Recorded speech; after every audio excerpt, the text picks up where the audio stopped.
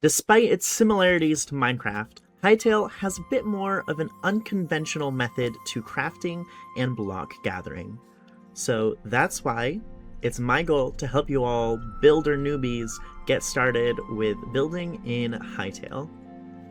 So to get started with building, you're actually going to want to get some workbenches first. Since Hytale has a very unique crafting system that is actually more akin to Valheim, you're going to need workbenches to gather the materials for your building.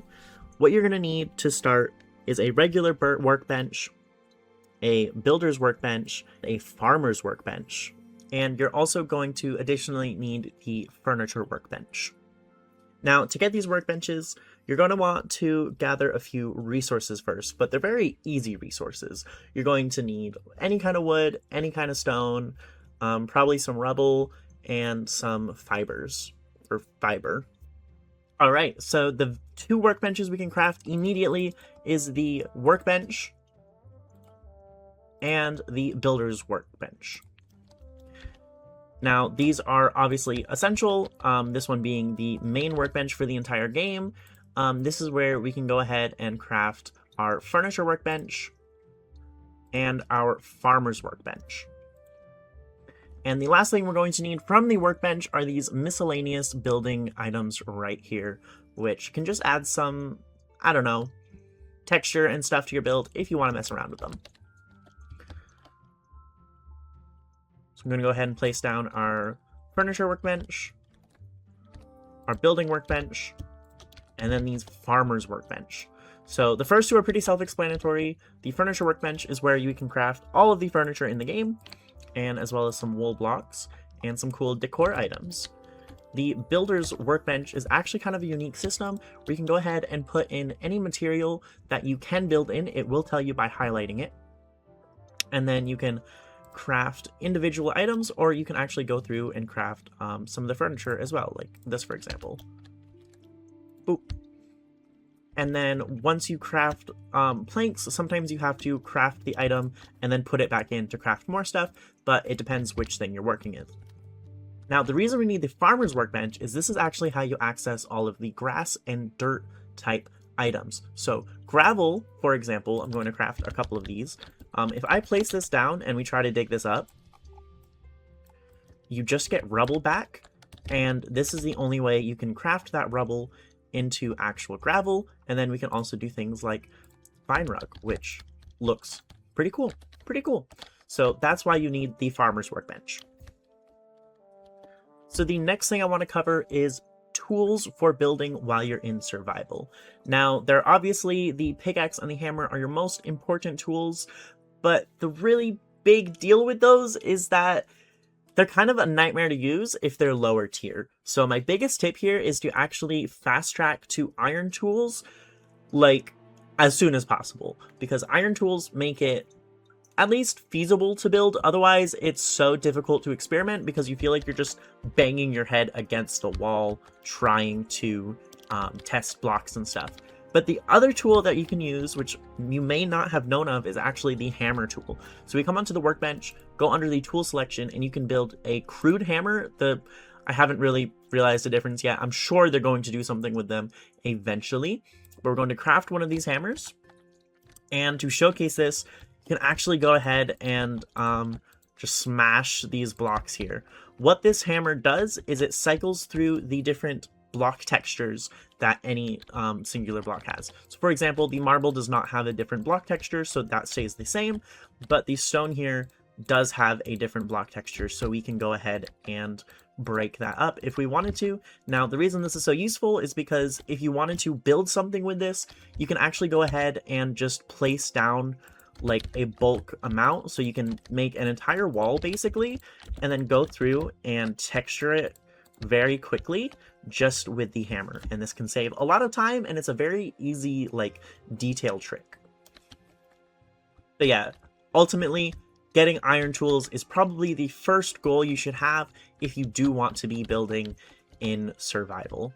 Oh yeah, and I totally forgot to mention, if you're already getting iron tools, another tool you can use for building are shears. You can use this to pick up building blocks that you find in terms of like grass and plants and things like that. I can just show you right here. You can pick up bushes, you can pick up those moss carpet, everything as is. It's basically like shears from Minecraft, I'm not gonna lie.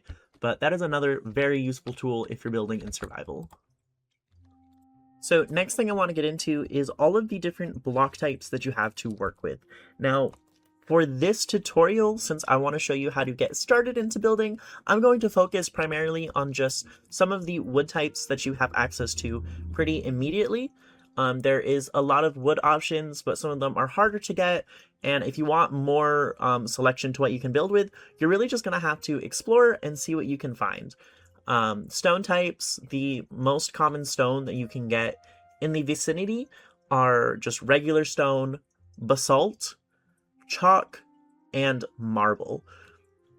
Those are really good to start with. They give you a couple good shades of gray, dark gray, and then a lighter, more white color.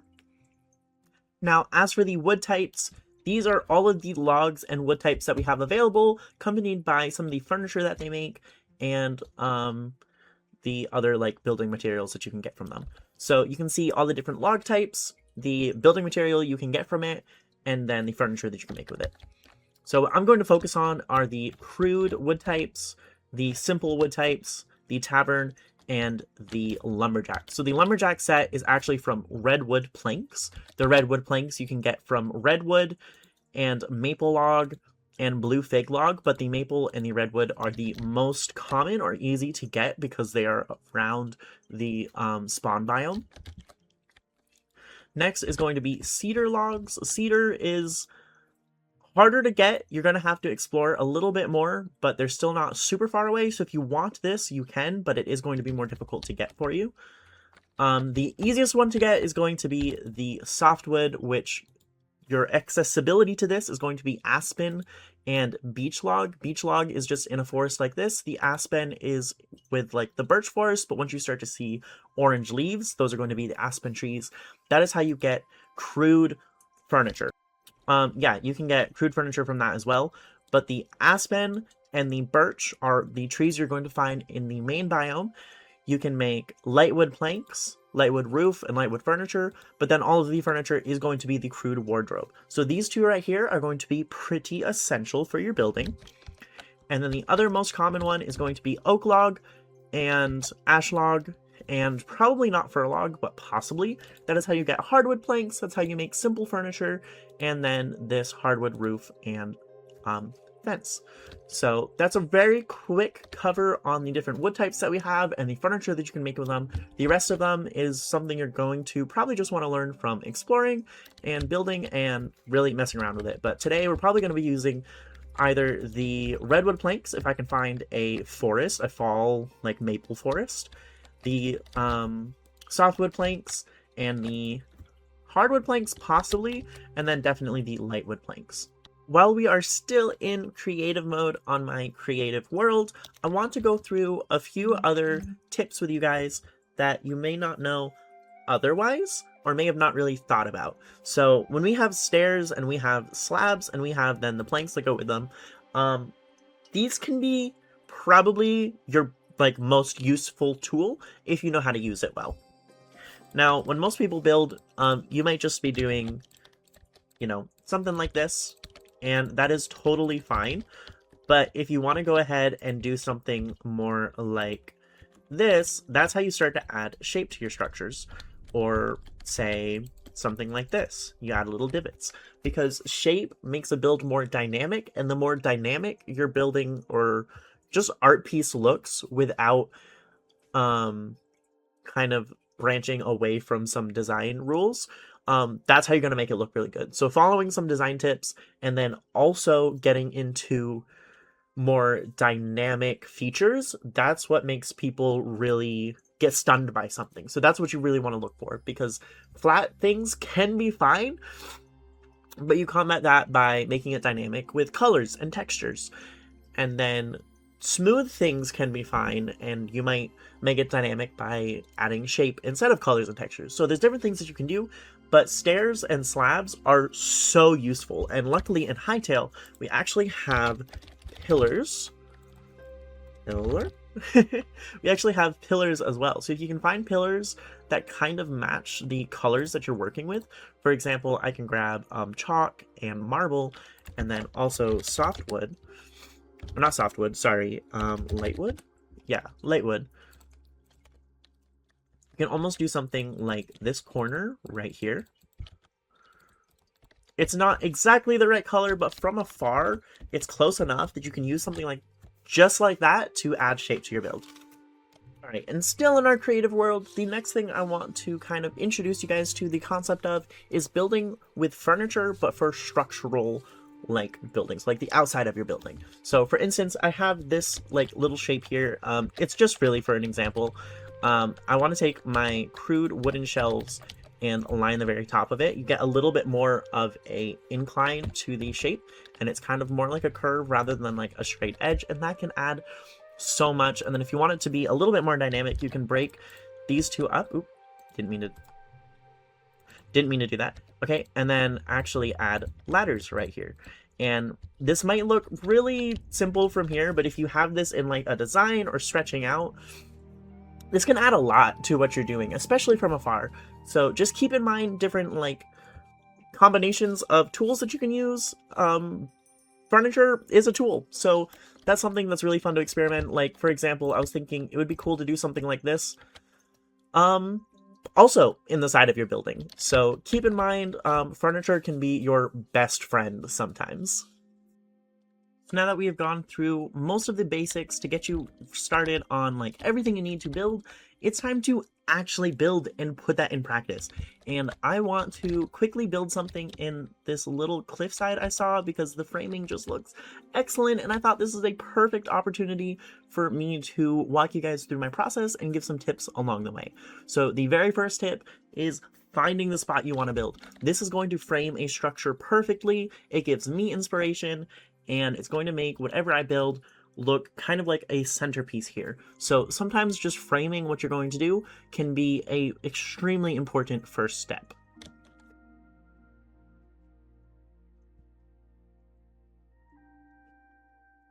So now it's time to take the tools and materials that we've gathered and actually put them into action. And to do this, I want to utilize some design techniques that can make things look very interesting with very little effort. And those techniques are things like color, texture, and then, you know, shape and empty space and things like that. So this build, I'm trying to utilize as much as I possibly can to kind of give you guys an example.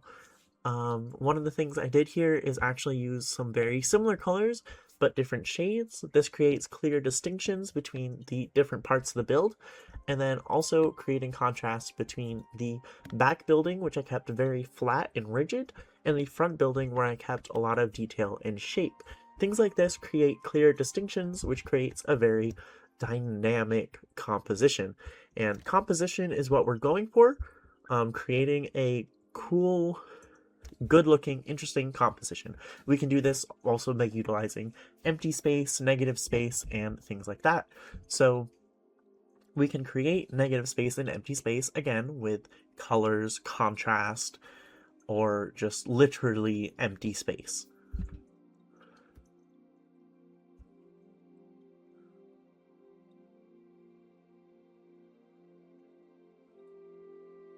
And in this build in particular, I am really happy with the outcome, and I think I was actually able to utilize quite a few of those design techniques.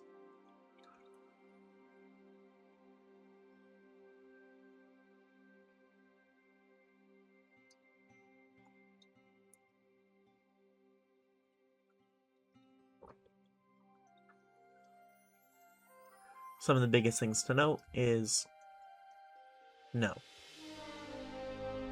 Creating a dynamic composition is probably the most important part because we as people tend to find things the most interesting when it is dynamic and unique.